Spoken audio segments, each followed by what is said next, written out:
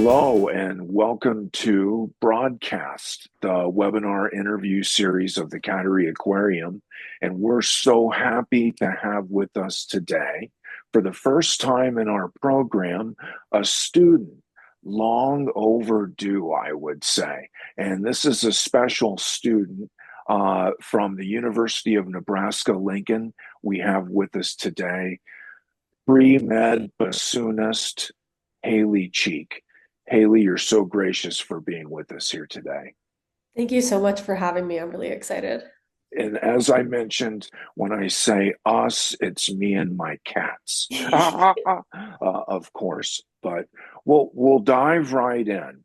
Perfect. I know that you're an Omahan, and I've always wondered, someone as talented as you are, I just have this vision of you from the earliest ages being exposed to music, children's books, finger painting, the whole nine yards. Am I right about that? Yeah, my parents read to us a lot when we were kids, and my dad would always play. There'd always be Beatles playing in the house around when we were going on car rides or around the house. Oh my gosh. Yeah. Um, Do you yeah. do you remember some of the books that you were read? Some of the books I know we started with like I just remember like a bunch of picture books so that they started reading us. But then it got into more like they were reading us Harry. I remember the Harry Potter series cycling through a couple times. So Wow. yeah. Were you captivated by that? Yeah, I remember just being so enthralled with my parents reading it to me and it being such an imaginatory like experience when we were listening to it. Yeah, but I remember that being one of my favorite parts. Was it a bedtime situation when you were read to principally, or other times of the day as And well? they kind of just read to us whenever, sometimes around bedtime, sometimes in the afternoons or whenever they had time. But yeah, it's Okay. just kind of whenever. And how many siblings do you have? I have one brother, one older brother. Very good, very Yeah. good. Now, Yeah. how about music? What Tell me about your earliest exposure to music, your earliest memory of music. My earliest mem- I'll tell you mine. okay. But please go ahead. I interrupt. No, it's okay. My earliest memory of music probably I just remember my dad would on weekends when my mom worked weekends a lot at the hospital. So whenever she was working, my dad would like take us, he called them like little adventures. And so honestly, half the time it'd be running errands, but we would like drive to go do something and run errands. And then he would have like Beatles playing and then the windows down, and then we turn it into like a little picnic. And I just remember like being 6 or 7 and having like in the summer music playing, so that was a big memory. That As is far as like, awesome. yeah, as far as like classical more, that comes from my brother because he joined music before I did. So he joined in his sixth grade year, which kind of like paved the path, I guess, a little bit for me. So I kind Yeah. of got to see what that looked like by sitting in on his concerts a couple years earlier. So when I was in like third or fourth grade, I saw a little bit of that. But Yeah. Yeah. Uh, I love the idea of your dad's adventures. yeah, That just sounds magical. yeah, And you were brought up the right way. yeah. Earliest exposure to Beatles. Mhm. You were going to turn out right no matter what. The Beatles were some of my earliest memories as well.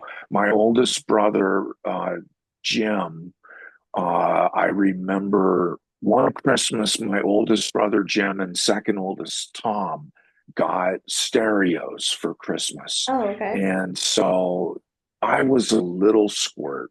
They were many years older than me, but they would take me into their rooms and put the headphones on me, and Jim would play um, Barbara Ann by the Beach Boys, ba ba ba ba Barbara Yeah, Ann. yeah. And it was like a jolt of electricity shot through me. I couldn't Yeah. believe it. And then I'd go across the hall and Tom would put She Loves You by the Beatles on. And that would flip me out in a different way. But in any case, well, let's go ahead to high school. Yeah. Where I can't remember where you went to high school. Yeah, I went to Elkhorn High School. You went to Elkhorn. Yes. Okay. What was that like? What was high school like for you? It was a good experience for me. I was really, as you can imagine, I was really involved, so it kept me busy. I was doing band and choir and marching band and jazz band, and I was volunteering. I was a CNA at a pediatric clinic. I was on the speech team, so it all kept me really busy for 4 years. But Yeah, but that's how you like it. yeah, yeah, that's how I like it. You know, I think that you just kind of dispelled a myth that rural Nebraskans might have. That one they we always say, and I'm a country mouse myself, so I count myself in this. But we often say one of the advantages of going to school in a small town is that you can do everything. You can be involved Yeah, in the school play, on the sports teams, band, etc. Whereas maybe if you're at a bigger school and there's more competition, perhaps you have to specialize more. Um, that's all baloney. yeah. You did everything at a big school. Yeah, yeah. I tried to find a way. I ran track too, and yeah, kept me busy, but I liked having somewhere to be. So You did. Did you have some pretty good friends in high school? yeah, yeah. One of my best friends, she's on the speech team with me here. So we've been friends for like 12, 13 years. So she did a lot Wow, of it with me, a lot of my music career stuff. But I had a close group of friends in all of them. So that's really yeah. important. That's terrific. Did many of them come to UNL besides your best friends? So she came here. A couple of them are at UNO. Okay, One is out in Tennessee. So actually not too many of them besides me and her, but yeah, okay. we're kind of spread a little bit, but Yeah, yeah. mm, Okay. Well, by the time you got to high school, were you already a bassoonist? And what instrument does your brother play? my brother plays the trombone. Okay, I think I knew that. Yeah. Yes. Okay. Were you a bassoonist by the time you got to Elkhorn? Yes, yes. So I started playing bassoon in seventh grade, sixth grade. Okay. Yeah. I started on flute, and I played that for about 6 months. And the way I started on the bassoon was they said, "Hey, we need someone to switch to bassoon." And I was like, "I don't know what that is. Okay, I'll try it out." So it really wasn't I wish I had some cool origin story or something like that, but they literally just needed a bassoon player and I tried it out and they told me I had long fingers, which were good for playing bassoon. So um, yeah, they just needed one and the stars kind of aligned. But You must have enjoyed it though. yeah, I did like it. I liked that I was the only person who played it too, because for Oh, most of high school and stuff, I was the only bassoonist. I can imagine the advantages of that. Hmm. I would like that situation as well. Uh, is bassoon's known as one of the more difficult instruments, is it not? Yeah. Yeah, the fingering system is because between flute and like clarinet, they're kind of similar, but bassoon doesn't have a comparative um, sibling, I guess. So it's Yeah, just much different than the rest of them. and it's got its own sound too, Yeah, yeah. you know. I having gone to your concert, your recital a few months back, which I want to talk about in a bit. Uh, I've got a whole new appreciation for bassoon. So I really learned something as well as enjoying your performance Thank you. that night. Now, when you were learning bassoon, I'm just curious. Back in junior high, you're learning bassoon. Um, was it instructive for you to listen to recordings of other bassoonists? Or I guess uh, I date myself, but I hadn't even considered, uh, of course, YouTube recordings. Did you Yeah. do any of that kind of thing? I listened to them a little bit. I feel like I didn't really understand the importance until I hit like the end of high school and college because when I started, I took private lessons with the bassoonist at the Omaha Symphony. Oh So my gosh. yeah, so at the when I first started, it was his name was Wenman, and now he's at North Carolina Symphony. But I studied with him for a couple of years, and then he went to North Carolina, and then his replacement, Nick Nelson, is who I studied with um, all the way through high school. So I think I just listened a lot. I went to their concerts and listened to them at the Omaha Symphony. Omaha Symphony. So it was a lot of listening to live concerts too. But Okay. yeah.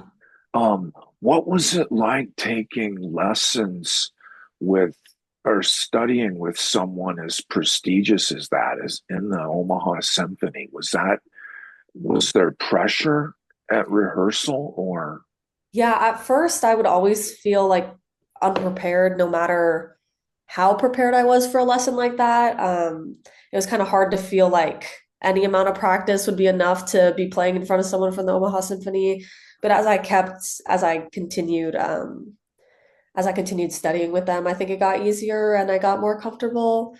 So it was just kind of building the relationship and becoming more comfortable with them as I progressed. But yeah, there definitely Did was a little bit of a learning curve when I first started of being scared to mess up in front of them. And Yeah, yeah. Did they encourage you? yeah, yeah, they always did. They did. Mhm. I mean, did they ever say anything to you like, you know, I don't know, the cliche, I have a lot of students, but you're really special kind of thing? Actually, they didn't have a lot of students. I think I was each of their only student, which was kind of funny. Ah, But yeah, so it so you was were their best student, yeah, yeah, I was their no best doubt. student. Yeah, so I was their only student, but they were always super encouraging and they always helped me prepare for my when I did honor bands in high school, you can like audition at different universities, so all state and honor bands, they always helped me get my audition materials in line and stuff like that. So they were always really That's supportive. awesome. That's really great. I was just thinking that maybe encouragement from somebody like that Yeah. would really go a long ways. Mhm. You know, now around this time in high school, uh, did you always know, is it a foregone conclusion that you were college bound? Yeah, it kind of my parents, it was never like a pressure to go to college, but I always knew like they helped us set up college funds when we were super young. So even when I was little, we would get birthday money and we would like contribute birthday money at the end of the year into our college fund. So from very early on, before I even started playing bassoon, I was like, I don't know where this is going, but I know at some point in time, like this is going to go to some type of college. So that almost gave me something to look forward to rather than like a pressure or anything like that. So that's something I'm really thankful for my parents. Absolutely. That's tremendous. Yeah. Now, how specifically did you land at UNL? I again, like my brother has a lot to do with that. He went here and was doing, so he was a double major in economics and trombone performance. So it was kind of like the pre-law side of what I wanted to do. So to see someone do it ahead of me, I was like, okay, so it's possible to get to do this thing at this place where I want to go. But then I'd met the faculty bassoonist here. It was Nathan Cook at the time before he left the university. And so I really liked him a lot. And so when I was auditioning, I really enjoyed him a lot. So I like the program a lot when I was applying. Yeah.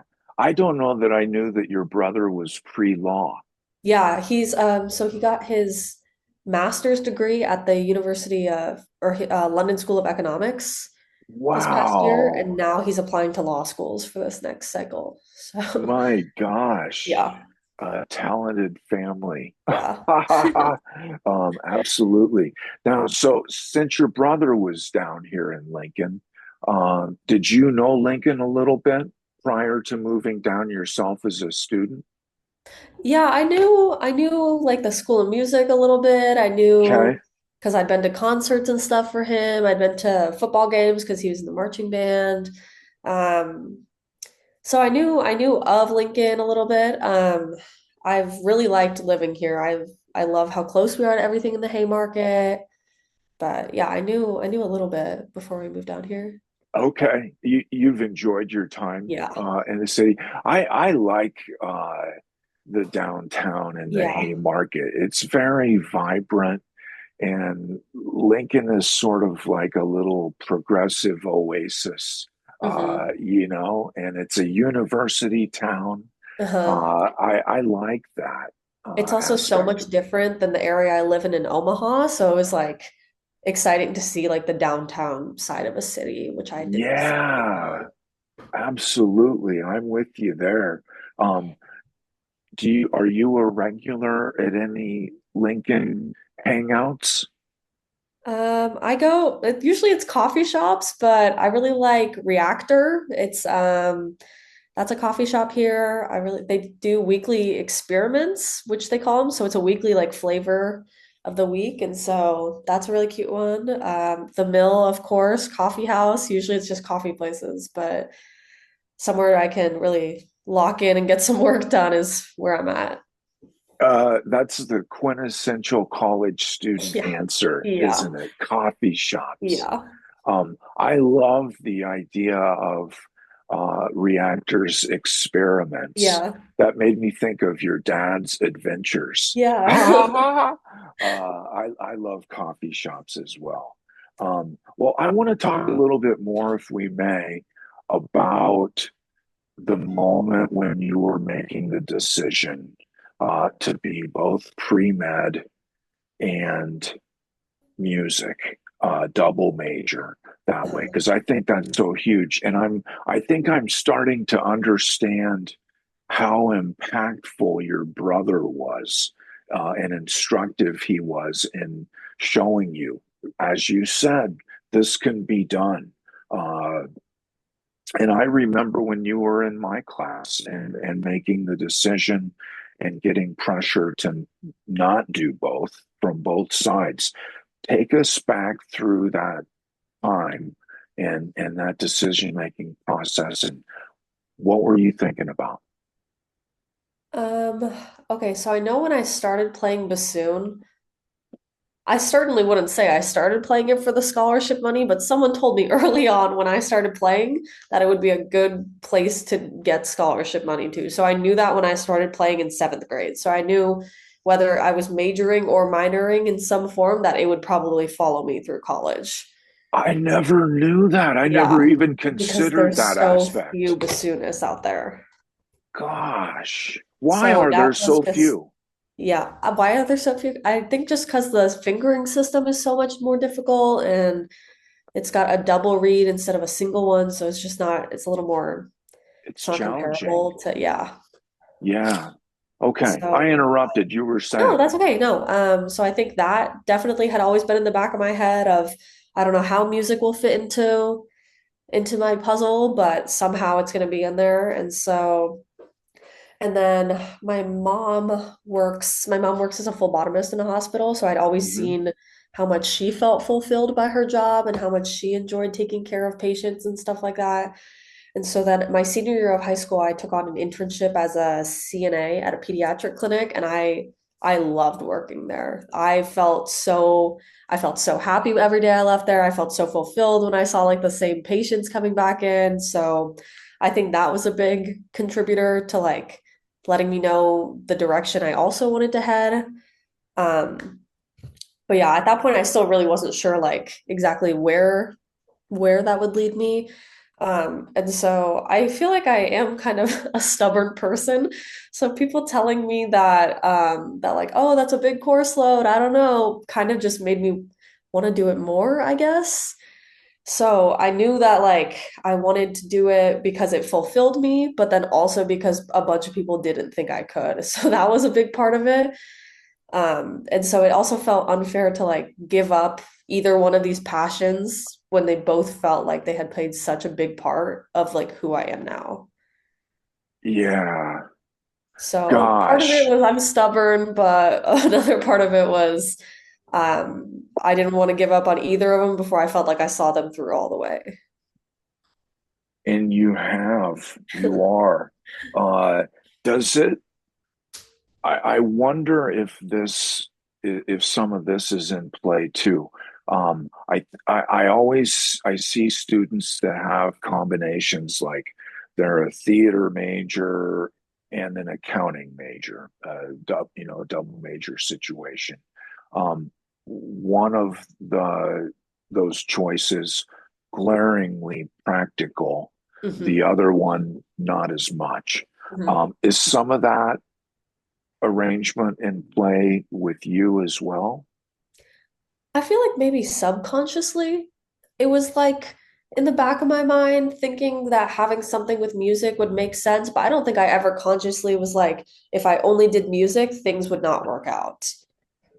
So I don't know that I ever was thinking that I had to have a backup plan to my music degree. It was just something I was equally wanting to do, and it happened to be that one of them was in the arts and one was in the sciences. So if I had a double major in like musical theater and bassoon performance, I don't think I would have felt any differently. Okay, that's so interesting. Yeah. And society, we talk about this in class. Society is jaded, I think, these days. If you're not ultra specialized, Hmm. and somebody like you, uh, that does two big things is very Renaissance and I think undervalued. Thank you. But it's something that will serve you well for the rest of your life. Already has that way. Now, uh, people that don't have a backup plan that are fine arts or arts majors, are they impractical? What's going through their heads? And I say that with all due respect and Yeah. admiration.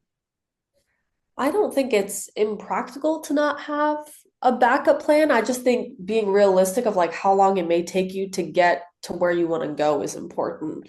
Because like if you have this idea of if you're graduating in 4 years, you're auditioning and getting into the New York Philharmonic in the next year, like that may be a little impractical. So just being conscious of like the steps it takes to get there, I feel like is important. But I don't think having a backup plan is 100% necessary if you're waiting to hear out your plan A.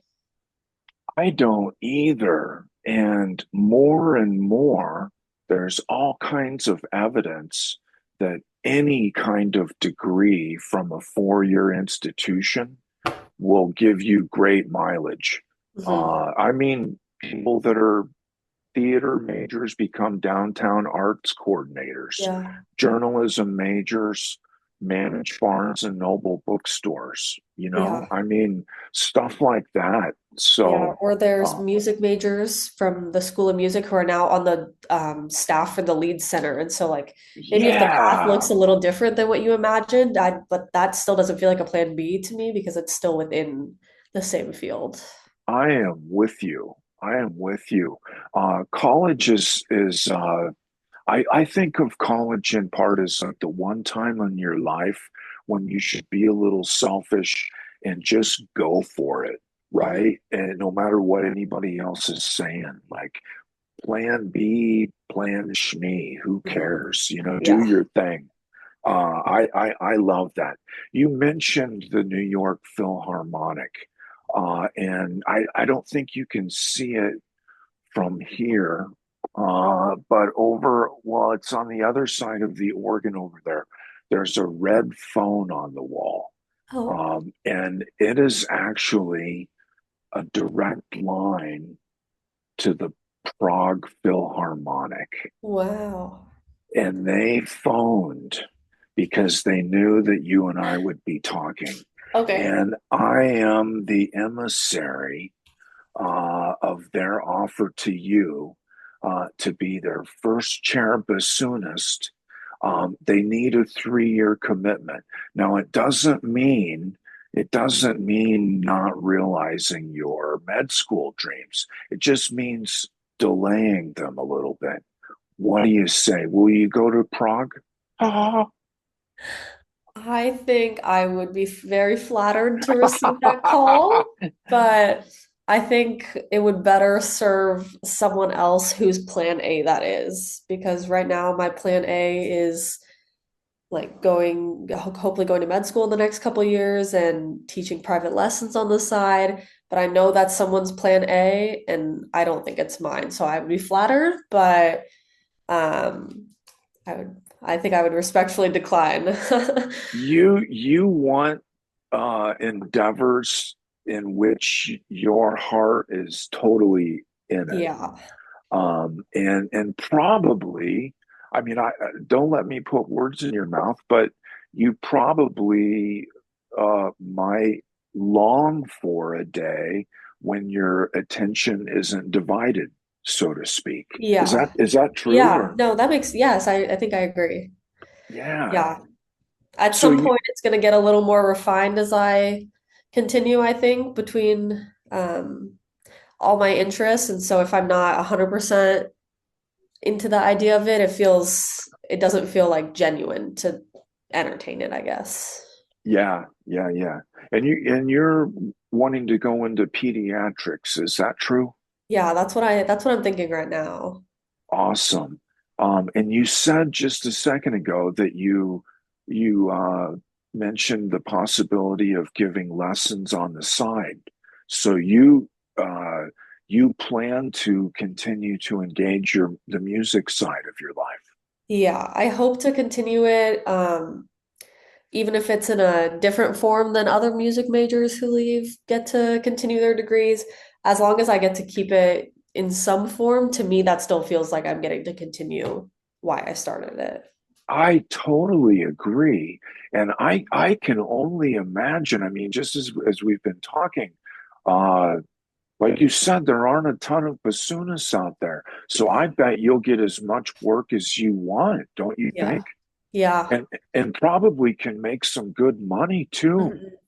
I would think. Would you enjoy teaching in that capacity, do you think? I think I would feel fulfillment in the sense of like the same way of like I would hope that my student would look up to me of how I looked up to my teachers when I was starting because bassoon is so different and so hard to play. When I started at my middle school, they kind of told me like you need to find a private lesson instructor because there's only so much that we can teach you here. So it was kind of like it was pretty scary for the first couple months. I was like, okay, like if I can't find it at school, like I have to find it elsewhere. So it was really relieving to find a private instructor who like could hold my hand of like how to put like from the very steps of like how to put my bassoon together and like how to put it back in the case, but all the way through my auditions for coming here. So Oh, Hailey, the kid that lands with you in lessons is the luckiest in the world. So they're gonna love it that way. Um, Now, so one last time, and then I'll let it go. For how long in your life, or maybe always, uh, did you? We haven't talked about this side of it. Have you always known that you would go into medicine? I don't think it ever, I think I knew that there would be a science aspect. I don't think I really knew that I would be medicine until I had that internship at the pediatric clinic my senior year. So I Okay. think I knew somehow that there would be like a biology, chemistry degree in there, but I didn't know if that would be like pre-med or pre-physician assistant or like even nursing. I don't think I ever really ironed it out until I was working in that pediatric clinic. So at that stage, senior year in high school, uh, bassoon was still number one with you. Yeah. When did that shift start to take place, and your medical interests usurped that? Um, I think it I think it took place when, so the pediatric clinic um, gig I had, it was the last two class periods of every day. So I would leave Elkhorn High and then I would go work for the last two class periods till like 5 o'clock. So I think I kind of had to give and take with like my music involvements after school with what I'd be able to.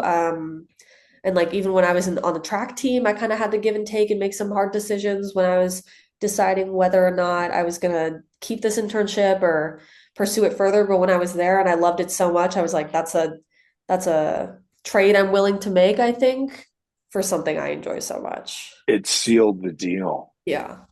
Your mom's going to be so proud of you going into the health field as Yeah, yeah, well. she is. Yeah, she was a Gosh, biology major at UNO, so she always says she sees a lot of what she wanted to do and what I'm doing, so I'm hoping yeah, I make them proud, but that's terrific. Are they musicians by chance? no, surprisingly not. No, my dad was a poli sci major at UNO and my mom was a biology major, so no music, just the other half of my brother and my degrees. So Um, but your dad has good taste in music. yeah, yeah, they listen to a lot of music, but Really? How do they listen to music? I mean, um in what medium? well, I remember we used to have like a record player for a Yeah, while. that's what Yeah, I was but asking. after that, I don't remember when we switched to like tapes and CDs or when that exactly like Yeah, switched over, but I know at some point that kind of made the transition, but gotcha, gotcha. Um, Strange question that's only somebody like you could answer, that's done both. But have you ever experienced, I don't even know exactly what I'm asking here, but in your pursuit of music and biology, pre-med, have those two pursuits ever intersected in strange ways that the average person wouldn't even think about?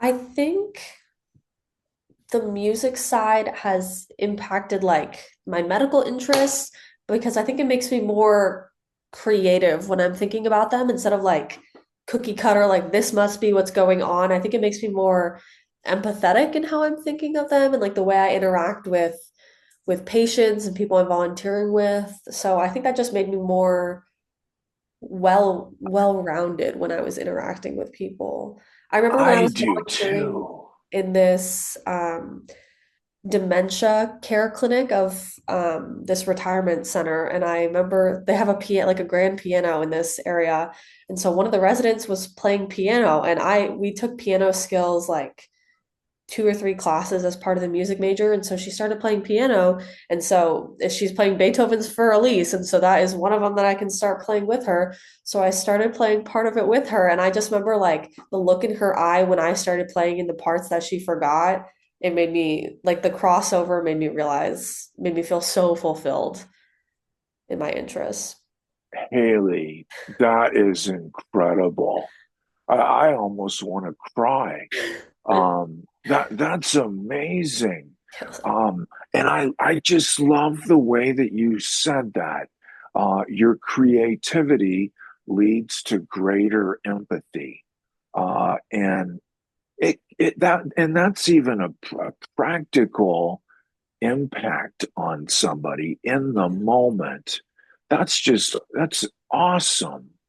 I think that thing is bound to continue. That sort of thing is bound to continue occurring all the Yeah. time with you. I hope it does. So, um, I want to talk about post decision or during the time of making the decision to double major. Um, were you asking your brother questions all the time at this stage in your life? Or, Ironically, I don't really think so. Like maybe a little bit about like what the School of Music was looking like, but I don't think I asked him much about like how he workload? balance. Yeah, I don't think we really talked a whole lot about that, but I remember relying on him a lot in terms of like what does the School of Music look like? What should I expect with these classes I'm coming up on? So he definitely helped me with that side of things. Okay. What sort of support did you have coming from your parents? What did they have to say when their daughter was entertaining the thought of doing two arduous majors? I don't think they were necessarily surprised because of my brother's degree and because of all the stuff I was doing in high school, but they were always so supportive of all of my all of my hopes and dreams and now my realities, and so they've always been so supportive of us. If you had just done music and that was your plan A, no plan Uh, B, would they have been okay with that too? I think they would have. I think my parents would have just like trusted in the fact that I saw a vision in my future, and because they love going to my concerts, they love seeing my recitals, so they love that half just as much as watching me give research at UNMC. So I think they would have had trust in the vision I had for my future and enjoyed it just as much. That's just amazing. Yeah. That's tremendous. Absolutely. Well, here you are, uh, final semester. Yeah. You've done it. Deep breath. You proved to everybody you could do it. What's it been like, and how did you pull this off? Um, well, obviously it's been busy, but I think this last semester has kind of been like a good transition because my music degree, it's very heavy for the first 3 years, and then it kind of lightens up that last semester. So I've just been taking most of my ending biology electives right now. So I've had a weird amount of free time lately. So that I've just had like more breathing time than I normally do, which has been definitely given me some like predictions as to what like next year will probably look like. So it's definitely been a transition of slowly becoming less busy in what I'm doing. But um, You've earned that yeah, free time, huh? yeah, My gosh. Now, in order to do two programs as you've done, which I want to reiterate is really kind of unheard of, right? I mean, people do it occasionally, but I see a lot of students and I've never seen anything like this. yeah. I remember my Uh, advisors were even having to like, they'd say like, hold on, let me check with the dean. This is kind of a new situation. I don't really know. yeah, Like, right. yeah. So it's kind of Now, new. It was kind of new for everyone, but doing this, I mean, have you just had to have been ultra organized and like super take care of yourself to be able to stay healthy and just have the energy to do what you need to do? yeah, it's helpful that I am very organized. I think it's just my scheduling of like exams in the DLC and when I would have to do my piano playing exams and when I would have to do my like singing finals and stuff. It was just a lot of like logistical getting my ducks in line. But after that, I think being organized was the biggest part of it. But then that kind of just gave me room to breathe after because I knew that I had done it right the first time when I Yeah, scheduled the stuff. So that was really relieving. But you got the best reason of all to stay organized, and yeah. that is that you're interested in a lot of stuff and you got a lot of cool stuff to fit into your schedule. And the only way to do that is to be organized. Yeah. That's great motivation, Yeah. you know? Now, what advice do you have, Haley Cheek, for a student that is sitting right now in the same situation that you were, contemplating this crazy idea of doing these something like this? What do you say to that student that you know is probably getting inundated with all kinds of negative advice saying, no, don't do this? I think my biggest piece of advice would just make sure you're 100% into it before you're too far into it. So just make sure that it is absolutely where you want to be and what you want to pursue before, because it's going to take a lot of perseverance to ignore every single person telling you that that it's not worth your time. So if I hadn't wanted to do both degree plans and I had listened to every single person telling me that it was going to take so much time and effort and stuff, like frankly, they were right. But the thing that kept me going was the fact that I knew I wanted to do it. So just making sure that it is absolutely where you want to be and where you see yourself in the future is just like a really important self-reflection moment, I think, before you start. But once you make that decision, I think just for me, it was a lot of like keeping my head down and like just persevering when people would ask me like, oh, like what's your plan when you get out? I was like, even if I don't have one right now, like I know this is where I want to be. So it's just a lot of ignoring the negative voices and then finding the positive ones that'll support you through what you know you want to do.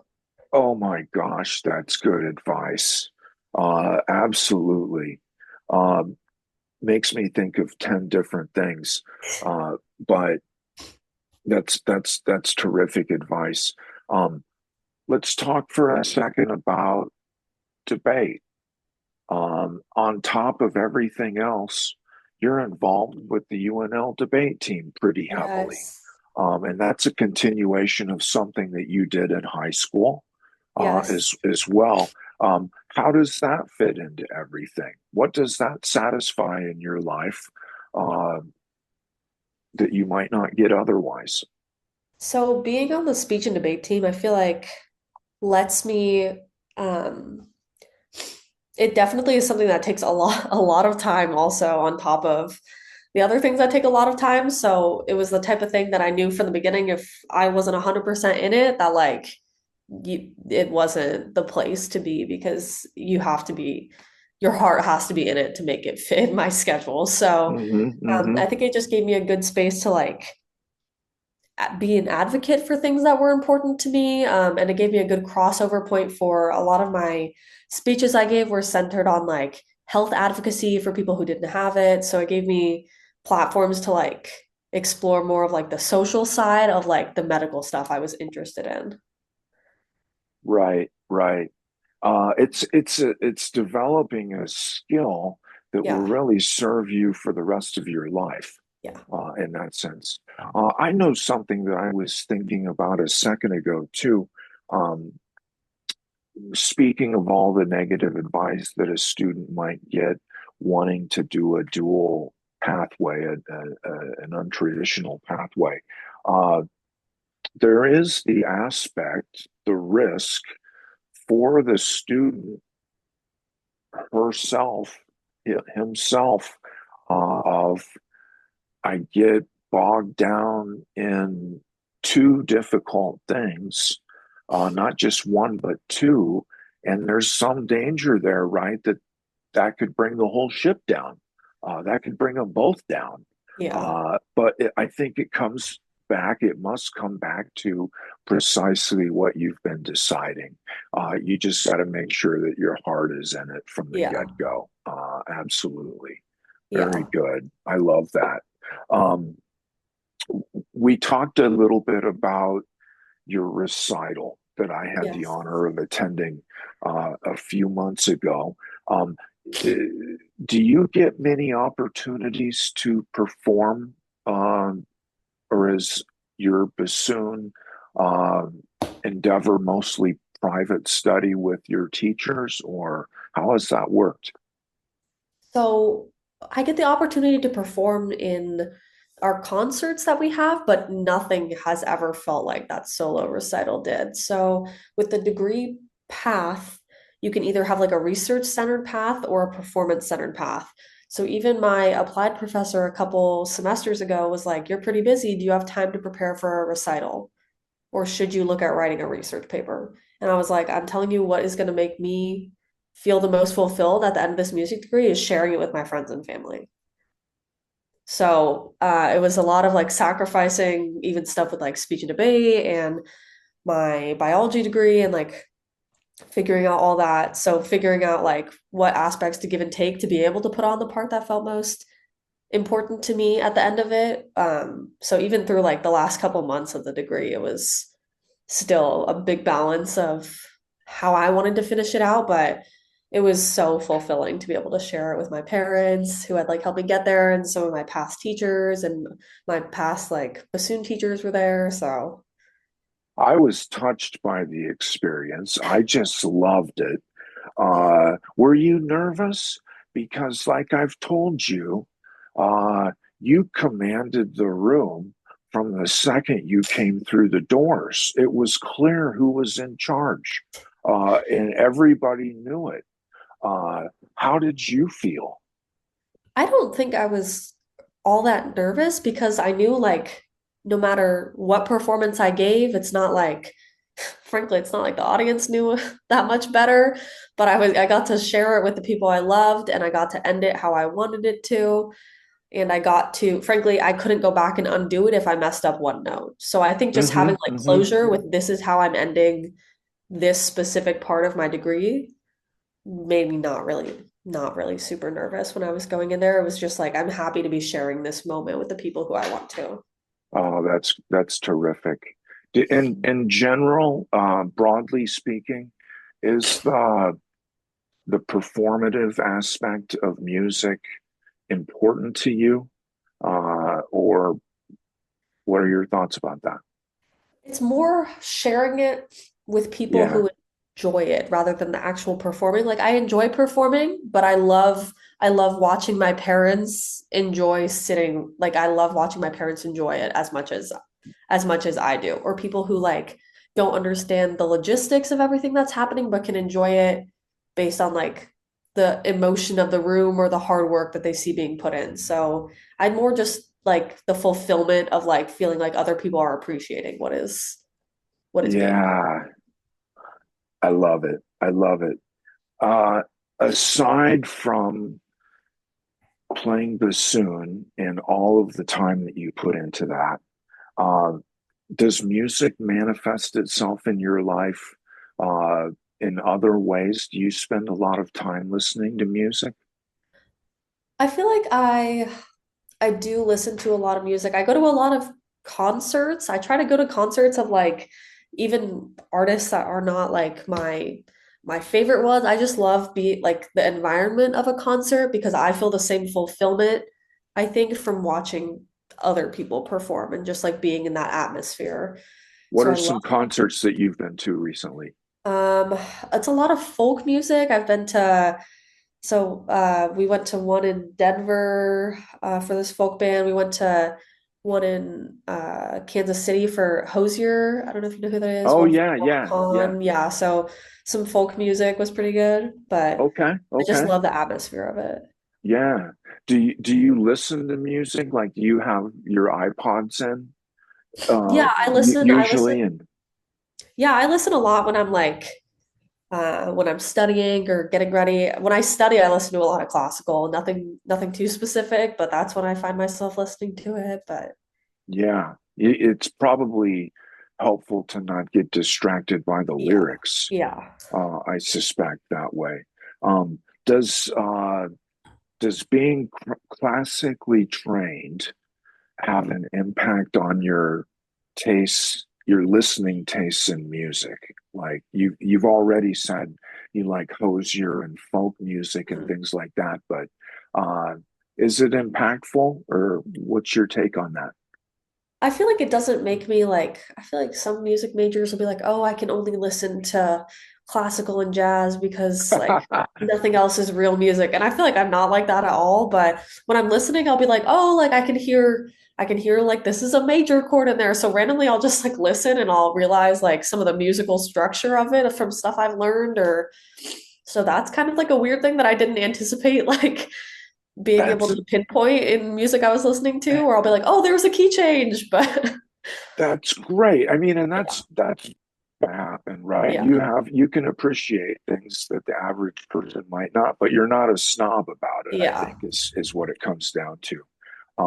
Hailey, you seem like such a nice girl, but the other day in the library, I saw you with the Rolling Stones shirt on, and I think I stopped and turned around and thought, "What's going on here?"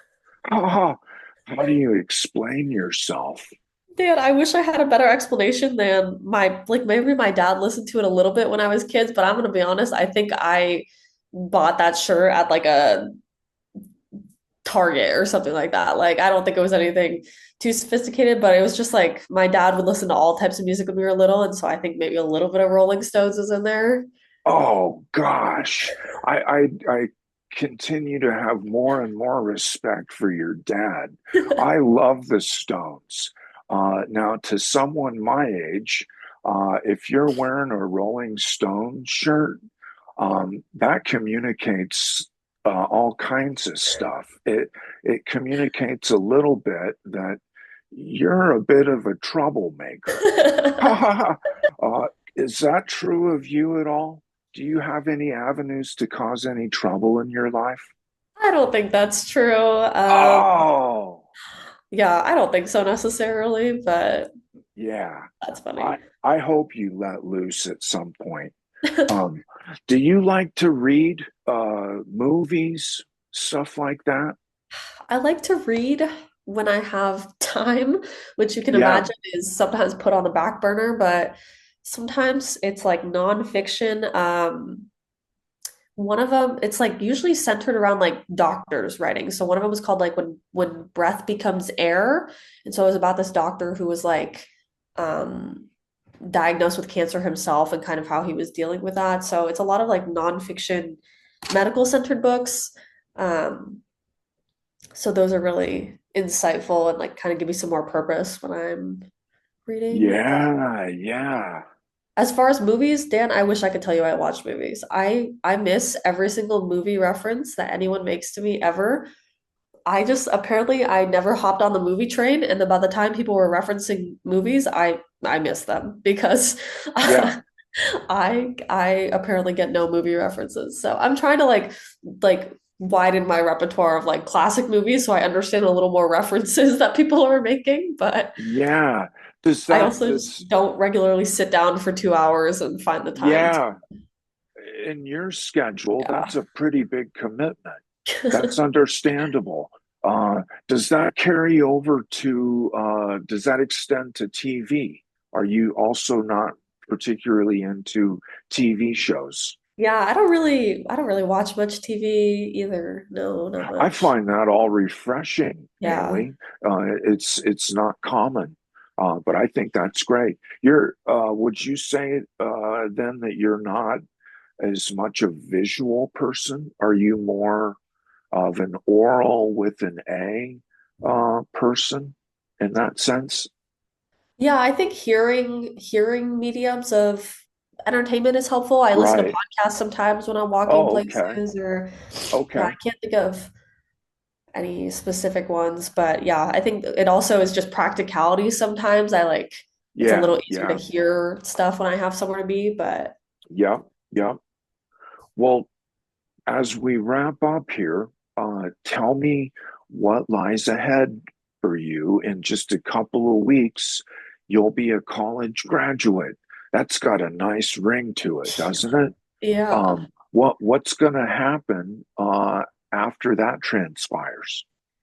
This summer I'm gonna work at UNMC for the SHPEP program is what it's called. That's what I worked for last summer. So I'm like a head mentor on their pre-med program. So I have like Wow. 10 scholars that are under me. So that's kind of nice to Oh help my them as they gosh. study for their MCAT and such. But That's terrific. yeah, so then the year after I'm gonna have my gap year and probably in Lincoln, I think. Because most of my roommates are hanging around, so hopefully I'll be here. But maybe take another upper level bios class. Haven't really gotten that far, but something to give me a little structure, maybe. I don't think that I knew for sure that you were doing a gap year. Yeah, yep. And that's so refreshing. Yeah, I I'm a think it'll be a firm good change of believer. pace. it'll be a great opportunity to recharge the batteries, Yeah. and I'm a big believer in gap years. I've done it myself that way. Where where can you see yourself long term residing? Hailey, do you like Nebraska, or are you interested in going elsewhere for a time at least, or I think I could see myself going elsewhere for like a short period of time, like a couple years, if that means going to med school somewhere else or something else. But I think ultimately I'll end up back here because this is where I started and this is where all my loved ones are. So like the place feels like home, but the people make it feel like home, I think. yeah, yeah. I think you can do all of that, right? And Yeah. going elsewhere will satisfy that craving in you, that interest in trying something else. Yeah. But Nebraska's a really convenient and comfortable place to come back to, I think. Yeah. So, very good. I have to tell you, I think I'm smarter from having spoken with you for an hour. Thank you. You have just been tremendous, and I think I can't say for sure, but I think this is the fifth anniversary of BroadCAST, and I've interviewed dozens of people, politicos, musicians, actors, writers. Um, Ain't none of them got nothing on you. You're just terrific, and my gosh, is your future bright?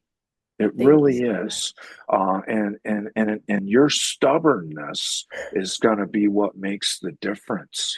You know, you won't take no for an answer when you really believe in something, and I like how the bottom line, common denominator with you is always heart. That's where it starts, and your heart's got to be in it. And if it is, anything is possible, right? Mhm. You've proven that. Thank you so much. Okay.